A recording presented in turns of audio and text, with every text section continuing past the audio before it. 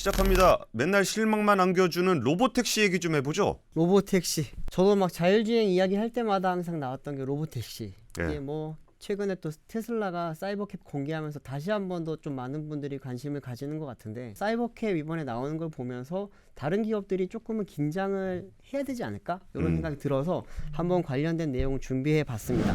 사이버캡 한번 보시면은 뭐 많이들 보셨겠지만, 이게 사이버캡이라는 이름 자체가 사이버 트럭에서 온 거예요. 사이버 트럭 보면 뭔가 좀 만화 영화에서 튀어나온 것 같기도 하고 SF 영화 같은 느낌도 들잖아요.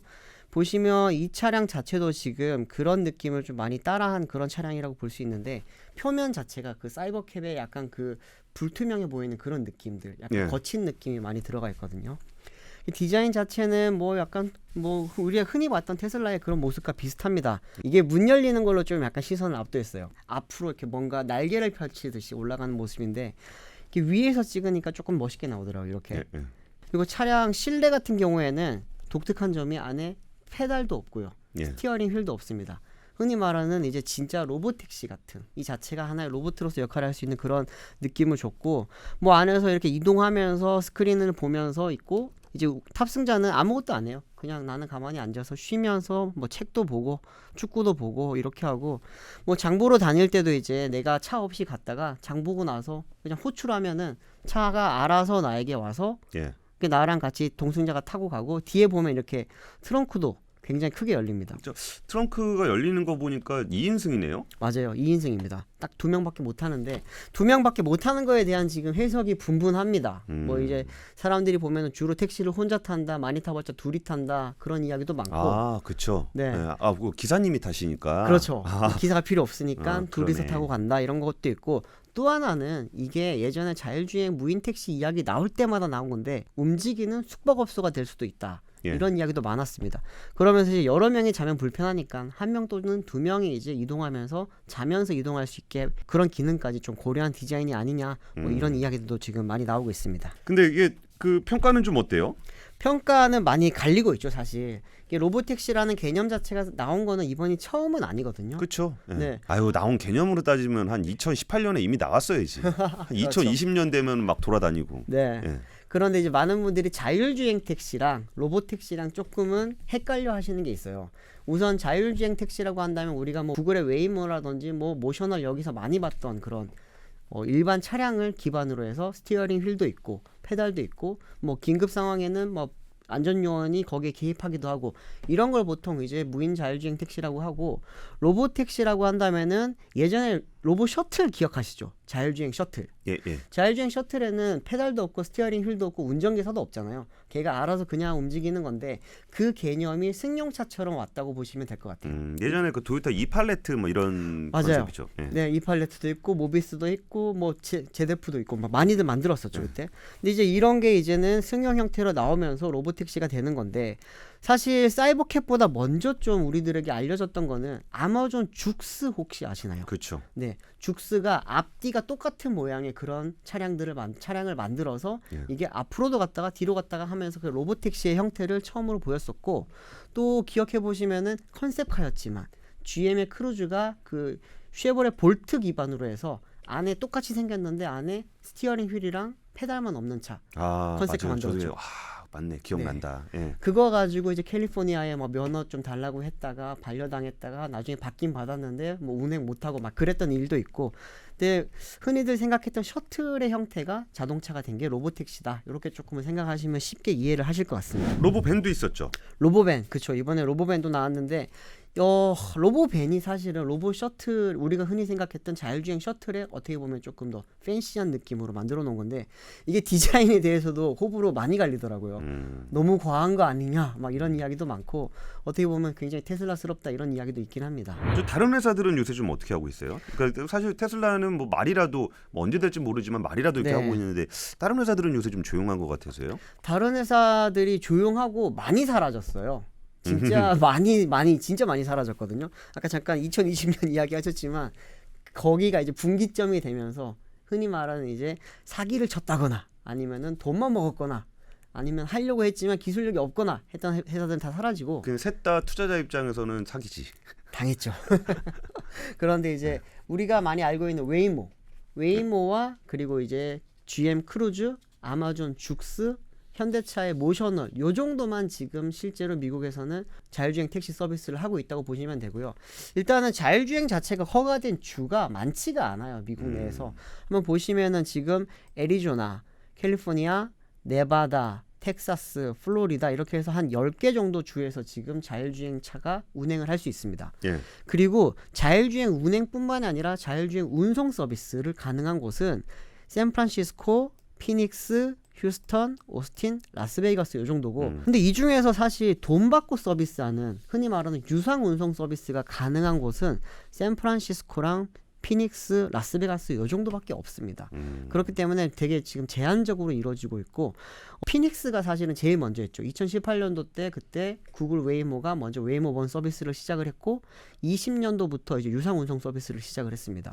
그리고 지금 샌프란시스코 같은 경우에는 22년도부터 GM 크루즈가 유상 운송 서비스를 시작을 했고 라스베가스 같은 경우에도 최근에는 이제 유상 운송 서비스가 시작이 됐습니다. 근데 뭐 한다 만다 얘기는 좀 계속 나왔었는데 네네. 실제로 좀 운행을 하고 있어요? 많이 하고는 있어요. 이게 우리가 많이 지금 와닿지가 않는 게 테슬라는 뭐 FSD라든지 뭐가 나올 때마다 굉장히 홍보를 많이 하거든요. 네. 그리고 알아서 홍보도 많이 해줍니다, 사람들이. 그런데 웨이모 같은 경우에는 지금 많은 분들이 실제로 샌프란시스코나 특히 피닉스에서는 되게 많이 타고 다니거든요. 그래요? 네, 굉장히 많이 타고 다니고 지금 유상 운송 서비스를 한 그 자율주행 그 흔히 말하는 누적 데이터라고 하잖아요. 예, 예. 그것만 해도 수백만 킬로미터가 넘어요. 그런데 거기에 대해서 별로 홍보라든지 이야기를 많이 안 하고 있는데 제가 아는 분도 지금 피닉스에 사시는 분 이야기를 들어보면은 그냥 우버 부를까 웨이모 부를까 이렇게 선택해서 부를 정도로 지금 많이들 익숙해져 있다고 합니다. 근데 뭐 사실 그렇긴 해요. 이게 웨이모가 옛날에 200조 얘기할 때 네. 지금 뭐 한 100대 정도 다닌다는 거 아니에요? 지금 100대 넘어요. 지금 피닉스 안에서만 100대 정도 다니고 그러니까 있고. 뭐 넘는다 하더라도 네. 그 택시 100대 운행하는 회사의 기업 가치가 200조가 되진 않으니까 그렇죠.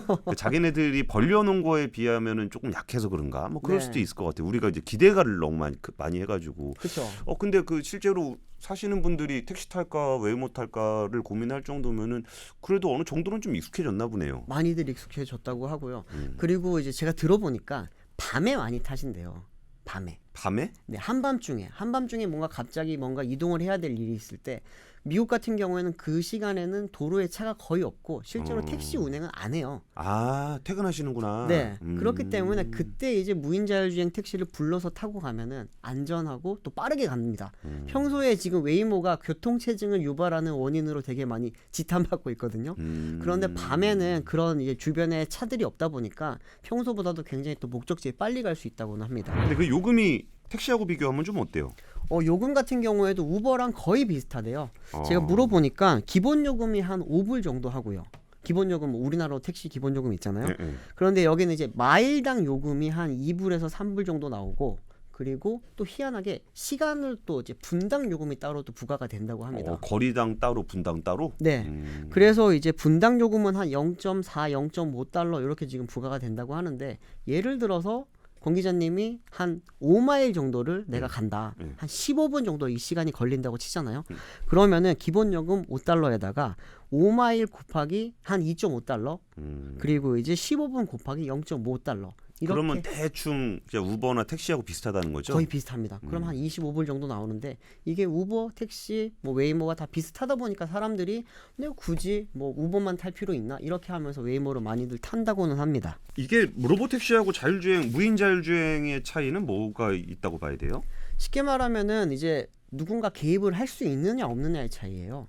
이게 우리가 지금 구글 같은 경우에도 웨이모 차량에 보면은 스티어링 휠이 있어요. 페달도 있고. 그리고 자율주행 택시에 필수적으로 달렸던 게 빨간색 긴급 제동 버튼이 있거든요. 예. 이게 필수적으로 달려 있었어요. 그런데 로보택시 같은 경우에는 그런 기능이 없습니다. 이게 가능해진 게 니자라고 하죠. 이제 미국의 도로교통안전국에서 2023년도부터 이 버튼을 의무적으로 달 필요가 없다라고 바꿨어요. 그러다 보니까 레벨 5라고 하더라도 예전에는 다 그 빨간 버튼이 있었어야 되는데 안전 때문에 지금은 그 버튼 없이도 레벨 5 차량을 운행을 할 수 있게 됐고 그러면서 이제 이 사이버캡 같은 경우에도 실제로 도로에서 좀 달릴 가능성이 높아졌다라고 하는 그런 평가들이 나오고 있습니다. 사실 우리가 말을 잘 안 하고 보지를 못해서 그런데 그 전문가들 사이에서는 솔직히 뭐 미국의 자율주행보다는 중국 자율주행이나 로보택시에 대해서 훨씬 더 높게 평가를 하는 것 같아요. 그런 이야기 많아요, 진짜. 예전에는 중국 하면 사실 안 믿었잖아요. 중국이 진짜 파추로 죽을 쏟는다고 해도 이게 파충이라고 안 믿었었는데 요즘은 이게 좀 많이 그런 인식이 바뀐 것 같아요. 이번 뭐 베이징 모터쇼 영향도 많이 크겠지만 실제로 중국의 전기차와 자율주행 기술력이 많이 높아졌고 그 부분이 지금 홍보도 많이 되고 있고요. 특히나 화웨이에서 만든 차를 타보신 분들 이야기를 들어보면은 뭐 테슬라의 FSD 같은 것처럼 뭐 램프 빠져나가고 톨게이트 지나가고 이런 것들 다 한대요. 그리고 불안하지 않으세요? 라고 물어봤더니 글쎄요, 이게 나보다 운전을 잘하는 것 같아서 전혀 불안하지 않던데 이런 이야기도 지금 나오다 보니까 기술력 자체는 이제는 뭐 의심할 여지가 없는 것 같고 무인 자율주행 택시 서비스도 사실 중국 굉장히 빨리 시작했어요. 근데 그 앞서서 저는 오히려 네. 좀 그 뭐 이거를 자율주행이라고 표현하는 거죠. 제일 웃겼던 표현이 레벨 2.99, 2.9999999. 네. 그게 저는 되게 그 트리거 포인트가 될 수 있을 거라고 보는 게 네네. 레벨 3하고 레벨 2의 제일 결정적인 차이는 이제 책임의 문제가 좀 있잖아요. 그렇죠. 지금 이미 기능적으로는 뭐 흔히 말하는 레벨 2, 레벨 3 정도는 다 어느 정도 다 갖추고 있습니다. 말씀하신 대로 책임 소재 때문에 지금 테슬라 역시도 지금까지 레벨 이야기를 안 하잖아요. 예. 안 하는 이유는 이렇게 지금 FSD라든지 오토파일럿을 널리 이렇게 이용을 하면서 데이터를 모아야 되는 상황인데 우리가 레벨 3라고 하는 순간 그때부터 책임 부과가 되기 때문에 그런 부분을 지금 뭐 의식하고 있는 거고요. 실제 또 자율주행뿐만 아니라 ADAS 같은 경우에도 경험이 진짜 중요해요. 그렇죠. 그러니까 그 자율주행이라고 부르지 말고 네. 그냥 주행 보조라고 부르고 네. ADAS 주행 보조라고 부르고 그 기능을 고도화시키는 것도 괜찮을 것 같기는 합니다. 레벨 3 같지만 레벨 2.999로. 네. 중국 같은 경우에는 지금 우리나라에 사실 정보가 많이 안 들어오니까 모르는데 우한시 아시죠? 우한시가 코로나만큼 유명한 게 자율주행입니다. 중국 정부에서 이제 특화지구로 지정을 해서 중국 내에서 자율주행하고 싶은 기업들은 우한에 가서 한번 일단 테스트를 해봐라라고 하고 있고 그러다 보니 이제 우한시에서는 실제로 자율주행 택시 서비스도 이루어지고 있고요. 아까 말씀드렸던 바이두 같은 경우에는 거기서 돈 받고 영업하는 택시 영업 서비스를 지금 하고 있는 상황입니다. 거기 요금도 사실 중국 같은 경우에는 자율주행 택시가 일반 택시보다 조금 싸요. 그러다 보니까 이제 그렇게 정한 이유가 좀 많이 타라. 그렇죠. 많이 타서 데이터도 확보를 하고 무엇보다 지금 시민들의 인식 자체를 바꾸는 거에 중국이 굉장히 지금 집중을 하고 있어요. 우리가 알고 있는 베이징이라든지 상하이라든지 광저우, 선전 이런 도시 가면은 자율주행 택시가 뭐 진짜 어렵지 않게 보거든요. 도로에 막 많이 다녀요. 다니는데 베이징이랑 상하이는 사실 지금 유상 운송이 불가능합니다. 그럼에도 불구하고 그렇게 많이 돌리는 이유는 제일 대표적인 도시잖아요, 둘 다. 예. 그러다 보니 사람들이 거기에 대한 거부감을 조금 낮출 수 있게 그리고 이용을 하면서 불편한 점이라든지 고쳐야 될 점들을 피드백을 좀 빨리빨리 받기 위해서 그 큰 도시에서 지금 많이 돌리고 있다고 합니다. 그런데 우리나라도 자율주행 얘기 안 한 지 좀 오래된 것 같아요. 네. 사실 레벨 3가 그 G90이랑 네네. EV9에 원래 들어가기로 돼 있었잖아요. 그렇죠. 근데 사실 저는 뭐 들어갔어도 크게 기대는 안 하는데 네. 그게 뭐 제한 속도도 너무 많고 뭐 제약 조건도 많고 뭐 그래서 차라리 레벨 3 가지 말고 그냥 레벨 2를 고도화시키는 게 낫지 않나. 그러니까 레벨 3 가면은 뭐 속도 제한이라든지 조건 제한들이 너무 많으니까. 많죠.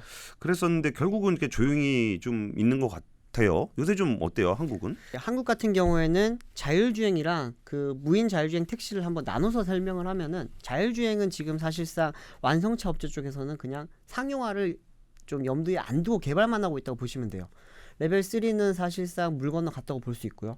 이제 2027년도까지 레벨 4 이걸 지금 상용화하는 거를 목표로 개발은 하고 있습니다만 과연 27년도에 될지 안 될지 모르기 때문에 일단 기술부터 개발해놓자라고 하는 입장이고 자율주행 택시 같은 경우에는 이제 국내에서는 현재 유상 서비스는 사실 안 되고 있고 예. 시범 운행만 좀 하고 있습니다. 한번 표 한번 보시면은 서울 같은 경우에는 포티투다 많이들 알고 계시죠? 그리고 이제 현대차 계열이죠. 그렇죠. 현대차 계열의 이제 그 네이버 랩스 출신의 송창현 대표가 이끄는 곳이고 SUM, SWM 이런 회사들이 지금 서울에서 하고 있는데 대표적인 지역으로는 뭐 청계천 그리고 이제 상암 있죠. 상암지구 같은 경우에는 자율주행 택시들이 이렇게 많이 다니고 있어요. 실제로 내가 상암역에서 내려서 뭐 MBC를 간다. 아니면은 뭐 CJ TVN을 간다 이러면은 그 코스가 있습니다. 거기 갈 때 이렇게 실제로 많이 경험을 해보실 수 있고. 그거 타봤어요? 저는 다 타봤죠. 다 타봤는데 포티투다, SUM, SWM 다 타보면 각자 좀 스타일이 달라요. 사람마다 운전 스타일이 다르잖아요. 예, 예. 그런 것처럼 이 회사들이 세팅값이 좀 달라서 그런지 좀 어떤 데는 되게 사람이 운전하는 느낌도 들고 어떤 곳은 굉장히 좀 급출발하기도 하고 그러는데 만약에 점수를 준다? 예. 그러면은 저는 아직까지는 80점 이상 주기는 좀 힘든 것 같았습니다. 그런데 이제 경기권에 있는 카카오 모빌리티라든지 이쪽에서 봤을 때는 여기서도 타봤거든요, 제가. 이 차들 같은 경우에 좀 잘하는 업체들이 있긴 있었습니다. 오토노머스 A2G라고 하는 회사인데 여기가 지금 판교 쪽에서도 하고 있고 분당에서도 하고 있고 대구 뭐 여기 충북 세종 여기 다 하고 있거든요. 이쪽 업계 말로는 산업부, 국토부 뭐 모든 업체들의 모든 정부 부처에 그걸 다 쓸어가는 거 아니냐라고 하는 그런 좀 꽤 잘하고 있나 보네요. 네, 좀 그런 질투도 많이 받고 있긴 한데 제가 타봤을 때 되게 정말 사람이 운전하는 것과 비슷한 느낌을 줬던 그 회사거든요. 그리고 소네트라고 하는 회사. 여기도 되게 잘해요. 여기는 좀 많이들 알려지진 않았는데 이 회사의 특징은 되게 안전 운전을 잘한다. 탔을 때 불안감이 거의 없었어요, 저는. 근데 좀 약간 답답한 점은 속도가 조금 느리다. 그런 점이 있고 또 하나는 여기가 그 장비 있잖아요. 원래 자율주행 같은 경우는 장비가 굉장히 비싸잖아요. 예, 예. 라이다도 많이 들어가고 이러는데 굉장히 구현을 저렴한 했다. 스펙으로 어느 정도 수준급 이상의 운전 실력을 만들어내는 곳이고 실내에서도 자율주행을 구현한 회사기도 합니다. 아, 실내 자율주행. 네, 실내 자율주행이 GPS가 없어서 불가능한 거 아니냐라고 하는 그런 이야기 많았거든요. 그런데 이제 지도랑 레이더랑 뭐 이런 걸로 지금 정보로 지금 만들어 놓으면서 GPS 없이도 실내 자율주행이 가능하다라는 걸 좀 보여줬던 회사입니다. 근데 실내에서 차를 탈 일이 있어요?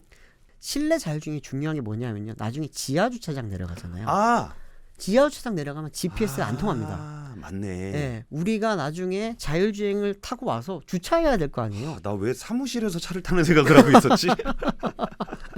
그렇죠. 그렇기 때문에 그런 기술도 좀 필요하고요. 뭐 제주도 같은 경우에도 보면 라이드플럭스라고 하는 회사가 있는데 우리가 보통 제주공항 내리면 중문 많이 가잖아요. 예, 예. 관광단지 갈 때 지금 뭐 여러 가지 호텔 셔틀이라든지 아니면 택시 타면 진짜 비싸거든요. 그런데 이 회사 같은 경우에는 그 공항에서 중문까지 왔다 갔다 하는 셔틀도 무상으로 운행을 하고 있고 하면서 데이터 많이 쌓았더라고요. 여기는 그걸 잘해요. 우리가 램프 같은 데서 이렇게 아니면 사거리에서 예. 이제 우회전 진입을 해야 될 때 반대편에서 차가 계속 오면은 우리 운전자들도 옆에 보면서 언제 들어가지 눈치 막 보잖아요. 그렇죠. 근데 그때 굉장히 스무스하게 잘 들어가는 그런 기술력이 또 있습니다. 우리가 자율주행이나 로보택시에 대해서 관심을 가졌던 거는 네, 이게 게임 체인저가 될 거라고 생각을 했었어요. 그렇죠. 근데 그러다가 이게 이제 계속적으로 지연이 되다 보니까 야, 그거 뭐 안 되는가 보다라는 생각도 하나 있고, 네, 그러니까 돼봐야 그거 뭐 지금 있는 차로도 충분한 것 같아 뭐 이런 생각도 좀 있게 됐는데 네. 이게 그 자율주행이나 로보택시가 진짜 자동차 산업의 게임 체인저가 될 수 있을까요? 저는 자동차 산업도 자동차 산업이지만 운송 산업에서 굉장히 큰 게임 체인저가 될 거라고 봅니다. 대표적으로 이제 우리 지금 계속 이야기했던 로보택시 예. 그리고 또 하나는 물류죠. 물류 차원에서 지금 이미 여기는 좀 더 많이 현실성으로 많이 지금 상용화에 근접해 있는 상황이거든요. 미국 같은 경우는 트럭커들이 굉장히 유명하고 많잖아요. 근데 특히나 이제 또 거기는 트럭커들로 활용을 한 그 운송도 되게 많은데 그 사람들 연봉이 되게 높아요. 그리고 그쪽 업계가 노조가 굉장히 셉니다.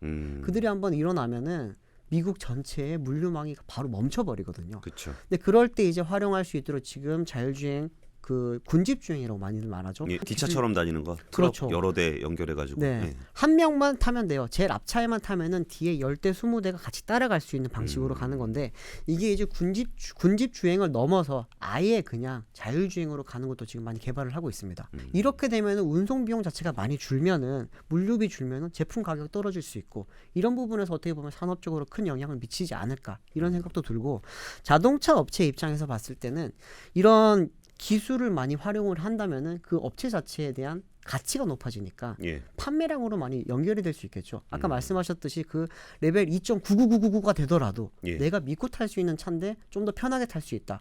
그런 게 많이 알려지게 된다면은 지금 테슬라처럼 테슬라 많이 타는 이유는 사실 FSD라든지 오토파일럿에 대한 기술적 해자를 지금 인정하는 거잖아요. 그렇죠. 그런 식으로 다른 업체들도 이점을 많이 가져가지 않을까 그렇게 저는 보고 있습니다. 그러니까 저는 사실 로보택시보다는 레벨 2.99를 더 좀 기대하기는 해요. 네. 이게 제가 일단 그 자율주행이 아니라 그 주행 보조를 워낙 유용하게 사용을 했었고 그렇죠. 지금도 그렇게 사용하고 있어서 야 이게 조금 더 고도화돼서 내가 조금 더 이렇게 좀 편하게 운전할 수 있다 그러면은 거기에 대한 값어치는 충분히 더 지불을 할 것 같거든요. 네. 근데 그러면서 거기에 대한 사람들의 인식이 좀 더 개선이 되고 이게 생각보다 위험한 건 아니구나라는 것들을 하게 되면 거기서 이제 로보택시로 가는 그 징검다리 역할도 하게 될 거고 네. 그런 부분들이 하루아침에 로보택시 갖고 사람 없는 차 보면 마음이 불안하잖아. 불안하죠. 네, 그래서 사실. 지금 우리가 조금은 좀 기억에서 멀어졌지만 네. 저는 이게 테슬라의 강점이라고도 생각해요. 이게 테슬라가 2003년에 전기차를 만들었지만 거의 10년 이상을 이렇게 손가락 빨고 지냈잖아요. 그렇죠. 그렇지만 딱 그 전기차의 시대가 왔을 때 제일 먼저 튀고 나갈 수 있는 회사가 됐었던 거고. 유일하게 돈도 법니다. 사실 전기차로. 그렇죠. 그래서 자율주행도 이게 뭐 안 될 거다 될 거다 얘기하는 것보다 될 때까지 누군가가 해내는 모습을 볼 수밖에 없을 것 같다라는 네. 측면에서 뭐 현대차를 비롯한 우리나라 회사들도 좀 힘을 내주셨으면 좋겠습니다. 지금까지 그 로보택시, 그 테슬라 로보택시를 보면서 좀 한 번쯤은 짚어보고 가야 됐었을 네. 자율주행과 로보택시의 이야기였습니다. 악권이었습니다.